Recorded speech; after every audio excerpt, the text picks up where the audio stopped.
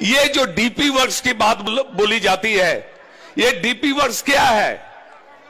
इसके माध्यम से मेरा बनना भी होगा।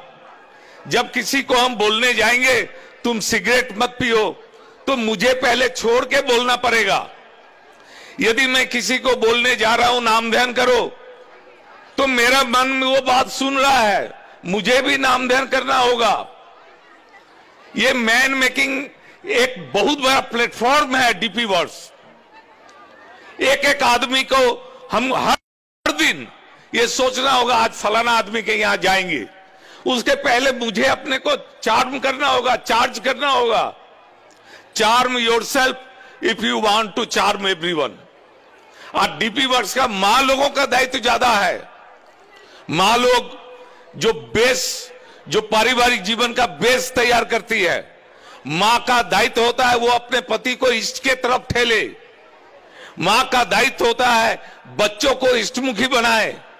ये मां लोग जब ग्रुप होकर के जाएगी किसी घर में, उससे वार्तालाप करेगी।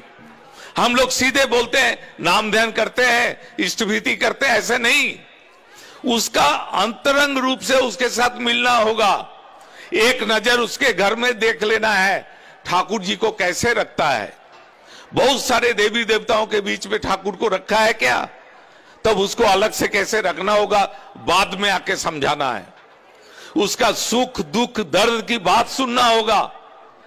ठाकुर जी कहते हैं दयाल बोल करके कोई जब आर्तनाद करता है तो आकाश के दयाल को, फोटो के दयाल को नहीं पुकारता है, वो तुम्हारे अंदर जो दयाल स्थित है उनको वो पुकारता है।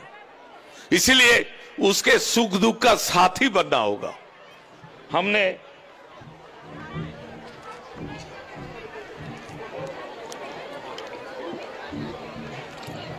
हमने दीक्षा के समय संकल्प लिया है, आज से गुरु भाइयों की आपत्ति विपत्ति में यथासाध्य अर्थ, वाक और वास्तव कर्म द्वारा सहायता पहुंचाने एवं उन्हें आपदाओं से मुक्त करने के लिए दृढ़ प्रतिज्ञ हुआ। दीक्षा के बाद इस बात को हम कितना बार स्मरण रखते हैं? कितने गुरु भाइयों के आपत्ति विपत्ति से मुक्त होने के लिए हमने क्या किया है? ये डीपी वर्क्स उसको सचेत कर देता है। कोई रास्ता नहीं है मंगल का बिना दूसरों का मंगल किए हुए। दूसरों की मंगल कामना ही मेरे मंगल की प्रसूति है।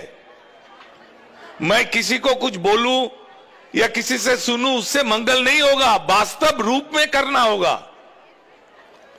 मेरा ठाकुर जी का कौन कितना ये एप्रिशिएट कर रहा है, उससे उसका मंगल नहीं होगा।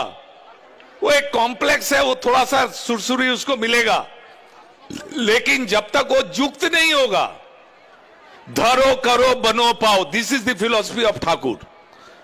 B consented to living ideal, do accordingly, have your ability, then you get it. पकड़वाना होगा। अभी भी बहुत सारे गुरु भाई हैं, उनके घर में बच्चे लोग अभी भी इष्टमुखी नहीं है। क्यों? मेरे ही बोध में गड़बड़ी है। मैं अपने बच्चों को अच्छा से अच्छा शिक्षा देना चाहता हूं, अच्छा से अच्छा मेडिकल उसका अच्छा देना चाहता हूं, लेकिन जो करने से उसका जीवन सर्वांगीण सुंदर होगा वो नहीं कर रहा हूं। मतलब मेरा भी ठाकुर जी को पकड़ने में कहीं ना कहीं संशय है। मैं सोचता हूं, बोलता हूं कुछ और करता हूं कुछ। इसलिए डीपी वर्क सबसे पहले अपने घर में करना है। मेरे बच्चे इष्टमुखी हो, अपना लड़का इंजीनियर हो, डॉक्टर हो, कोई असुविधा नहीं है, लेकिन वो ठाकुर का ही बन करके हो। फर्स्ट वो ठाकुर जी का बने, फिर वो दूसरा बने, तभी मंगल है। आज जो परिवेश परिस्थिति आ रही है, मेरा लड़का भी इंजीनियरिंग में एडमिशन ले लिया। मैं उसे बोला मैं नहीं कभी चाहता तुम इंजीनियर डॉक्टर बनो, तुम ईस्ट को लेकर के 4th जनरेशन चलोगे, और उसको मैं उत्सव में खड़ा कर दिया, जाओ ठाकुर जी का बात बोलो, और वो ठाकुर जी का बात बोलो। हर आदमी को अपने बच्चे बच्चियों को इस तरह से प्रेरित करना होगा कि एक आदमी डीपी वर्क्स में कि घर के जो एक हेड आदमी ही नहीं जाएंगे, बच्चे जाएंगे, मां जाएंगे, सब लोग मिलके जाएंगे। अरे this is the ultimate source of being and becoming. हम लोगों का दायित्व बहुत है। हम लोग मंदिर में कुछ देर के लिए मुग्ध हो गए, ठाकुरबाड़ी गए कुछ देर के लिए मुग्ध हो गए, उत्सव में गए कुछ देर के लिए मुग्ध हो गए, ऐसी बात नहीं है। पूरा समाज, पूरा मानव समुदाय हम लोगों के ऊपर डिपेंडेंट है, क्योंकि Shri Thakur is the fulfiller, the best of each and every individual of this universe. इसको रियलाइज करना होगा हमको, और इस रियलाइजेशन के लिए उन्होंने जो जैसा बोला है, यजन याजन इष्टभीति सुस्तेनी सदाचार, इक्विप्ड होना होगा। आप लोग देखें कोरोना काल में कैसा दिन बीता है। आज से 100 साल पहले ठाकुर जी बोले, नाक झाड़ कर न धोए हाथ, बक्ष व्याधि का हो उत्पात। नाक मुख में उंगली दिए तत्क्षण उसे धोना ही है, नहीं तो मनुष्य को कुटिल रोग के हाथ न सोना ही है। उसी समय बोल गए बक्ष व्याधि। ये कोरोना क्या है? यदि ठाकुर जी के इन वाणियों को हर घर में हम पहुंचाए हुए रहते तो कितने लोग ये जो इन्फेक्शन हुआ उससे बच सकते थे। हम लोगों को अपने घर में स्वास्थ्य सदाचार का बात हर बच्चों को बताना है, मां लोगों को बताना है। ये बच्चे क्या हो जाता है, डिविएट कर जाते हैं। उस समय हम लोग ऐसा अवस्था में रहते हैं, करने का कुछ नहीं रहता है।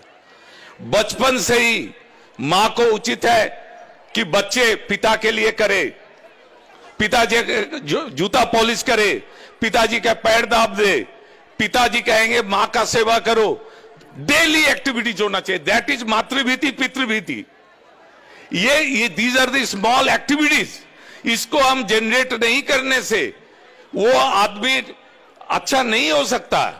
इसलिए ठाकुर जी बेसिक जो चीज बोले हैं उसको हम लोगों को करना है, अपने घर में इंप्लीमेंट करना शुरू करना है, अपने बच्चों में इंप्लीमेंट करना है। ये जो हम लोग बात बात में क्या होता है, दाम्पत्य जीवन में पति कुछ बात बोले, मैं पत्नी काट दिया है अखन होवे ना, पत्नी कुछ बात बोले की बोल छे तुम, ऐसे चिल्ला कर दिए, बच्चा देख रहा है। ठाकुर जी बोले हैं मां पिता आपस में झगड़ा करते, पुत्र पुत्रियां देखे, बर्बादी के सदर द्वार पर बच्चों को रखे। इसका इंपैक्ट उस समय नहीं समझिएगा, लेकिन जब वो बच्चा बड़ा हो जाएगा, आपके प्रति अश्रद्धा लेकर के वो बड़ा हुआ है, आप कुछ कहने जाएंगे, आपका बात नहीं सुनेगा। उस समय बहुत देर हो चुकी होगी। इसलिए एक भी बात ठाकुर जी का जहां जितना हम अपने जीवन से माइनस करेंगे वो उतना रास्ता अपना दुर्दशा का हम खोल के रखेंगे। We must be now activity oriented. सुनना बोलना ये सब लग्जरी है। ये जितना सुनना यदि हमारे जीवन में स्पर्श नहीं करे, बोलना यदि मेरा जीवन को स्पर्श नहीं करे, तो ये एक लग्जरी है। बहुत प्रवचन होता है, वो सबके लिए दूसरा दुनिया है। ठाकुर जी कर्ममुखी जीवन की बात कहते हैं। वर्तमान आचार्य देव हर मुहूर्त में हम लोगों के अंदर हजारों विभ्रांतियों को दूर कर रहे हैं। हम लोग उनका संग कर रहे हैं, हम लोग उनकी पूजा कर रहे हैं, लेकिन उनका गुण अपने अंदर नहीं ला रहे हैं। पूजा मने पू मने वृद्धि, जा मने गुण। जिनकी पूजा करते हैं उनके गुण को अपने अंदर समृद्ध करना। ये जो आचार्य देव प्रत्येक को फुलफिल कर रहे हैं, डेली हजारों लोगों को फुलफिल कर रहे हैं। क्या मैं अपने जीवन में 10 आदमी को फुलफिल कर रहा हूं? मेरा उनका संग करना, दर्शन करने का कोई अधिकार नहीं है। मुझे भी दूसरे के सफरिंग्स में आगे बढ़ना होगा। इस तरह से यदि हम चलते हैं, देखिएगा परिवार कितना सुंदर होगा, परिवेश कितना सुंदर होगा। ये उद्बोधना लेने का, आज मंदिर का उद्बोधन हुआ है, लेकिन इस उद्बोधन के साथ मेरे अंतर में ये उद्बोधन होना चाहिए कि ठाकुर जी मेरे जीवंत रहे। ठाकुर जी को जीवंत रखने के लिए ये एक्टिविटीज अपने अंदर रखना होगा। तब हम जब ठाकुर के पास जाएंगे, ठाकुर खुश होंगे। एक दिन श्री दादा बोल रहे थे,